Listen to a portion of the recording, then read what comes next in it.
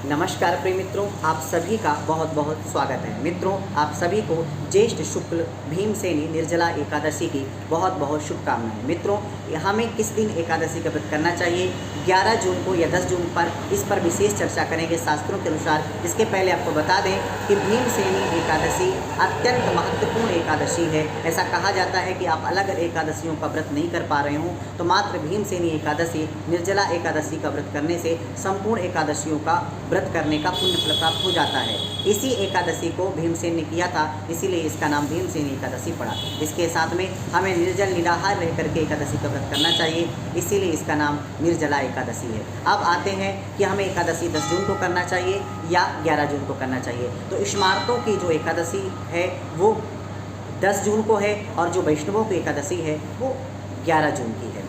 यानी हमें, अगर हम वैष्णव हैं तो हमें 11 जून को ही एकादशी का व्रत करना सर्वश्रेष्ठ माना गया है हमारे लिए। तो अब हम आपको बता दें कि वैष्णव का तात्पर्य यह बिल्कुल भी नहीं है कि साधु महात्मा या संत सन्यासी।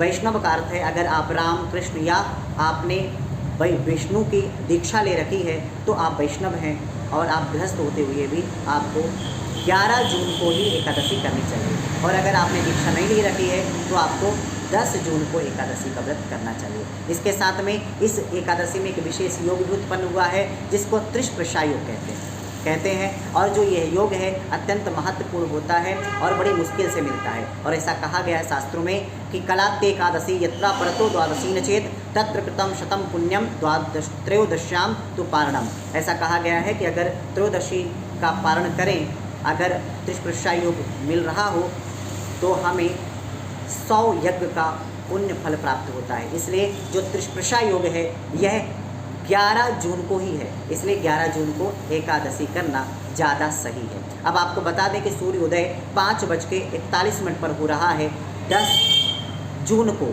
और जो दशमी है वो 7:25 तक है, और एकादशी 7:25 सुबह के बाद लग रही है, मतलब दशमी युक्त एकादशी है, जो कि वैष्णवों के लिए सही नहीं है।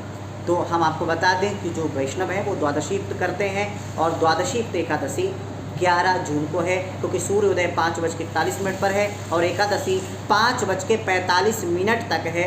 यानी उदया तिथि एकादशी की वह 11 जून को है, दिन शनिवार को। द्वादशी 3:25 को तक है 12 जून को, यानी द्वादशी का क्षय हो गया है और त्रयोदशी लग गई है, इसीलिए त्रिस्प्रशा महत्वपूर्ण और शुभ योग उत्पन्न हो गया है। इसके साथ में हम आपको यह बता दें कि हमें ये जो नियम है ये हम आपको बार बार बता रहे हैं कि उज्जैन और मथुरा के पंचांगों के अनुसार और वहीं के देशांतर के अनुसार है, ये बनारस के अनुसार नहीं है। बनारस के पंचांगों में दशमी को ही 10 जून को ही एकादशी करना सही माना है, क्योंकि वहाँ का सूर्योदय अलग होता है और यहाँ का सूर्योदय यानी उज्जैन और मथुरा आदि का सूर्योदय काल अलग होता है। तो अगर आप बनारस के आसपास रह रहे हैं तो आपको 10 जून को करना चाहिए, और अगर आप उज्जैन या मध्य प्रदेश आदि के किसी भी क्षेत्र में रह रहे हैं तो आपको 11 जून को ही एकादशी का व्रत करना सर्वश्रेष्ठ है, आपके लिए अनंत गुना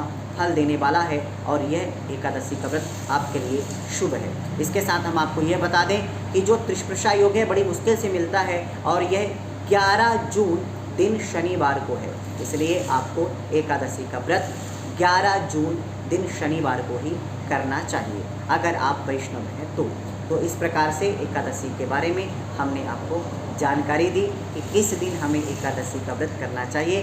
सीधी बात यह है कि अगर आप स्मार्त हैं तो आपको एकादशी का व्रत 10 जून को, और अगर वैष्णव हैं तो आपको एकादशी का व्रत 11 जून को करना चाहिए। अगर राम कृष्ण भगवान विष्णु आदि की दीक्षा ले रखी है तो 11 जून को, अगर दीक्षा नहीं ले रखी है, मंत्र नहीं ले रखा है, तो आपको फिर व्रत 10 जून को ही कर लेना चाहिए। तो बहुत सूक्ष्म और सरल विधि के द्वारा हमने आपको समझाया। आशा करते हैं कि आपको समझ में आया होगा। अगर आप अपनी उन्नति चाहते हैं तो इस एकादशी में जल से भरा घड़े का दान अवश्य करें। इसके साथ में आप किसी न किसी को जल से संबंधित या आप पेय पदार्थ का दान जरूर आप करें, इससे आपको अनंत गुना फल की प्राप्ति होगी। तो आशा करते हैं आपको समझ में आया होगा। अभी के लिए बस इतना ही, आगे फिर उपस्थित होंगे आपके सामने एक नई जानकारी के साथ। तब तक के लिए नमस्कार।